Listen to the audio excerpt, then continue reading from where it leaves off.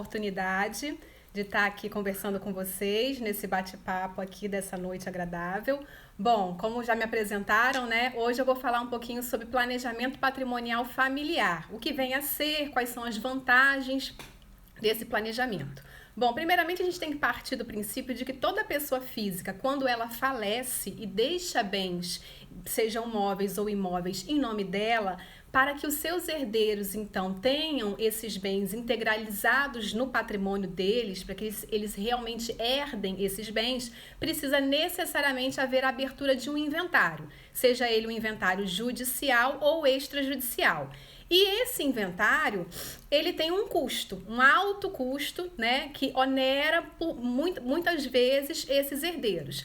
Tem um custo aí médio de 15 a 20% sobre o valor atualizado dessa herança, desse patrimônio que está sendo herdado. E o que compreende esse custo, né? Seriam as custas judiciais ou cartorárias, se for o inventário extrajudicial, ainda certidões que têm que ser tiradas, honorários advocatícios, porque mesmo no inventário extrajudicial há a necessidade de estar assistido por um advogado, e ainda o famoso Imposto sobre Herança, o ITD, né, ou ITCMD, em alguns estados denominam dessa maneira, que é o Imposto de Transmissão Causa-Mortes e Doação. Então, vai herdar herança ou vai doar algum patrimônio, vai haver a incidência desse imposto. No Rio de Janeiro, ele tem uma alíquota progressiva que varia de 4% a 8%, dependendo do valor do patrimônio que está sendo transferido, né? Já em outros estados, como por exemplo em São Paulo, a alíquota é de 4%, é uma alíquota fixa. Existe até projetos de lei para poder majorar isso para 8%. E alguns outros estados também trabalham com alíquotas fixas. Mas o teto máximo que cada estado pode trabalhar com o ITD é de 8%, porque é um percentual instituído pelo Senado Federal através de resolução.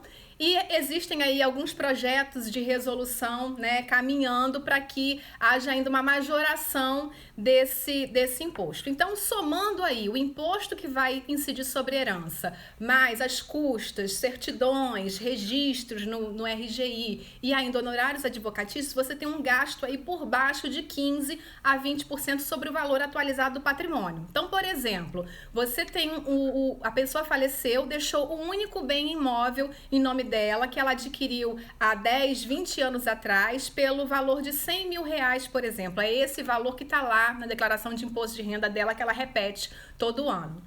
Então, hoje em dia, esse bem tem um valor de mercado, por exemplo, tá, de R$1 milhão. Esse é o valor atualizado que o Estado e a Prefeitura diz que vale esse imóvel pela valorização imobiliária daquele local que aconteceu. Então, o imposto, o ITD e toda essa custa desse inventário, todo esse gasto que o herdeiro vai ter que ter sobre esse inventário, vai incidir sobre esse valor atualizado do bem, a valor atualizado do patrimônio. Ou seja, nesse caso, se hoje o bem deixado pelo falecido, ele tem um valor de mercado de R$1 milhão, esses herdeiros vão ter que arcar aí em torno de 150 a 200 mil reais. E o que acontece na maioria das vezes, né, 80, 85% das famílias brasileiras, é que os herdeiros não têm, né, como dispor desse valor. Os herdeiros não têm esse valor disponível para arcar, então, com esse inventário. De duas uma, ou eles simplesmente não abrem o inventário e os bens continuam lá em nome do falecido, ou então eles vão ter que se desfazer de algum bem, seja um bem pessoal desse herdeiro ou o bem que compõe lá o espólio, né, esse bem que ainda vai ser dado. Eles vão ter que se desfazer, alienar, para poder gerar dinheiro e pagar esse inventário. E quando você vende, né, um bem dentro que está rolado no inventário, você não vai conseguir vendê-lo pelo valor atualizado de mercado, vai ter que vendê-lo com um deságio aí que varia de 30% até 60%. Então, nesse exemplo prático, vamos supor que essa família consiga vender esse único imóvel por R$600 mil. Ele está lá no inventário, venderam por R$600 mil. Já teve uma perda aí de R$400 mil. Mais os R$200 mil que vai ter que arcar com o custo do inventário, no final das contas, na mão dos herdeiros, vai chegar a R$400 mil. Então essa é uma triste realidade que várias e várias famílias brasileiras passam, porque não tem outra maneira, né, de você herdar um patrimônio de um falecido, a não ser pelo inventário. Mas não precisa ser sempre assim, né? E é com o planejamento patrimonial da família realizado ainda em vida é que você pode, então, planejar, organizar de uma maneira segura e garantir que os seus herdeiros não tenham que passar pelo árduo caminho do inventário. Alguns institutos existem hoje, são admitidos, são legais, são lícitos para você fazer esse planejamento. Muitos já conhecem, né, o famoso testamento, que não é a melhor das opções, porque você engessa a sucessão, porque você vai ter que ir ao judiciário de qualquer maneira para validar esse testamento. Há ainda a doação de bens em vida com reserva de usufruto, que é uma opção, né, viável, dependendo do bem que vai ser transferido, mas você também vai ter que pagar o mesmo ITD que incidiria no inventário, você vai pagar na doação de bens em vida, com o mesmo valor, com a base de cálculo do valor de mercado. E o que eu venho trazer para vocês aqui hoje é o que a gente chama de holding familiar, né? Que ela é um assunto relativamente novo no Brasil, né? Algumas pessoas já ouviram falar, mas não detêm um conhecimento a fundo do que seria isso e se isso está ao alcance de todos ou só, né, de uma parte privilegiada da população que possui milhões ou bilhões em patrimônio. E o que seria a holding familiar? A holding familiar é um instituto que você utiliza no qual o patriarca, a matriarca ou ambos, o casal, dependendo do regime de casamento de bens deles, eles vão instituir uma pessoa jurídica, ou seja, uma sociedade limitada, vão abrir uma empresa e vão colocar os seus bens particulares dentro dessa empresa, através da integralização do capital social. Então, eles vão pegar os bens que eles querem proteger, pode ser todos, pode ser uma parte deles, e vão colocar dentro dessa empresa que eles abriram através da integralização do capital social. E quando eles levam esses bens, eles levam pelo valor que está na declaração do imposto de renda, porque a lei permite que seja feita dessa maneira. Além do que ele pode também se beneficiar da imunidade tributária do ITBI, aquele imposto de transmissão sobre bens imóveis que você tem que pagar toda vez que há uma transferência onerosa de um bem imóvel, que é um imposto municipal, que no Rio de Janeiro tem uma alíquota de 3%, você consegue uma imunidade tributária, ou seja, uma não incidência desse TBI, nessa transferência desses bens para dentro da pessoa jurídica, desde que essa pessoa jurídica não exerça como atividade preponderante a atividade imobiliária. E aí, num outro momento, a gente fala sobre locação desses bens, porque é possível sim, mesmo esses bens estando numa holding familiar. E aí, quando você transfere esses bens para dentro dessa empresa que você criou, que você abriu, em conjunto com a sua esposa, com o seu marido, ou sozinho, numa sociedade limitada unipessoal, você então fez o planejamento patrimonial, né, desses bens seus, pessoais ou do casal. E aí, então, você começa o planejamento sucessório, que é o quê? Como que eu vou fazer para os meus herdeiros, por exemplo, para os meus filhos, né, ou para o meu cônjuge, poder fazer parte dessa sociedade e também ter direito sobre esses bens, sobre esses imóveis, móveis, o que esteja dentro dessa empresa. Então, essa sucessão se dá pela doação dessas cotas sociais que você vai deter dentro dessa sociedade limitada e você faz essa doação com reserva de usufruto. Ou seja, num exemplo que você tenha 2 filhos, abriu a holding, colocou seu patrimônio pessoal lá dentro, você não é mais o proprietário dos bens, quem é o proprietário é a pessoa jurídica, você vai deter cotas sociais. Tenho lá R$100 mil em cotas sociais dentro dessa pessoa jurídica. Eu vou doar as minhas cotas, R$50 mil em cotas para o filho A e R$50 mil em cotas para o filho B, por exemplo. E vou me manter como usufrutuário dessas cotas. Qualquer benefício econômico que essa empresa venha a ter em decorrência, seja do patrimônio ou da atividade que ela exerça, o usufruto dela vai ser revertido para mim, que efetivamente abrir, vamos dizer assim, essa empresa.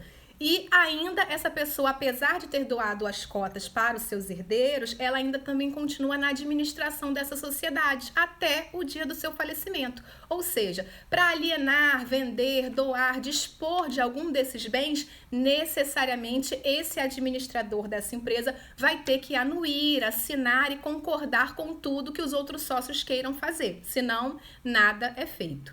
E quando você faz essa doação dessas cotas sociais, vai haver a incidência do ITD, aquele lá que incide no inventário. É o mesmo imposto, só que aqui na holding familiar é que é a grande vantagem, porque esse ITD ele vai ter uma base de cálculo muito menor do que em relação ao inventário, porque aqui lembra, você trouxe os seus bens imóveis, por exemplo, pelo valor que está lá na sua declaração de imposto de renda. Então, o ITD das cotas vai ser sobre o valor das cotas. A base de cálculo vai ser menor, porque vai ser lá aquele valor que estava lá no seu imposto de renda. Por exemplo, naquele exemplo que eu dei, o imóvel que você adquiriu há 10 anos atrás por R$100 mil, você leva para dentro da empresa por R$100 mil, faz a doação dessas cotas para os seus herdeiros e o ITD, por exemplo, vamos supor que seja a alíquota fixa de 8%, tá? Esse ITD de 8% vai incidir sobre os R$100 mil, ou seja, R$8 mil de imposto você vai pagar para transferir essas cotas para os seus herdeiros. Já lá no inventário, os 8% incidiria sobre o valor atualizado de mercado, ou seja, sobre R$1 milhão. O gasto só de imposto no inventário seria de R$80 mil. Então, aqui é um exemplo, né, que não necessariamente no Rio de Janeiro seriam essas alíquotas, porque a alíquota é progressiva. No Rio de Janeiro, por exemplo, seria bem mais barato, seria em torno de R$4.500 a R$5 mil numa holding familiar, e no inventário você gastaria R$60, R$70 mil. Essa é a grande vantagem do planejamento patrimonial da família, que pode ser feito ainda em vida, né, trazendo uma maior segurança, uma maior proteção para todos aqueles bens, né, que o patriarca, a matriarca ou ambos, né, suaram durante uma vida inteira para constituir e não vão ver isso perdido através de um processo de inventário, porque planejaram isso ainda em vida. Doutora Ana, perfeita a sua exposição. Eu costumo dizer que o planejamento nada mais é do que você realmente dizer lá para frente o que você quer. Você não precisa, né, se deparar com alguma situação difícil para saber sobre esses impostos. Essa situação que a gente está da pandemia é muito legal, porque tem muita gente desesperada, não sabe o que fazer hoje com o pagamento dos impostos. De repente, se você já tivesse se organizado, já tivesse se programado, tem muita gente falecendo nesse meio tempo. Então, aqui no escritório a gente também faz voltado para o tributário, mas a gente acaba, né, esbarrando no patrimonial familiar. E o que a gente vê é que as pessoas, o brasileiro em si, ele não tem essa cultura, né, de se planejar, de pensar. Ele parece que só quer apagar o incêndio, ele só procura quando o negócio já desandou, né? Ou o cônjuge já faleceu, ou então quando você já tem uma execução fiscal porque você não pagou, você fez o lançamento ali na Cefaz, né? Você fez a guia, mas não pagou e aquele tributo foi lançado. Enfim, isso é conversa para muito tempo. No final a gente fala um pouquinho mais sobre o seu tema, tá bom? Ótimo, muito obrigada. Obrigada a você. Bom, eu vou chamar, agora vocês também já conhecem ela, além de mim, doutora Thaís Lima. Ela vai falar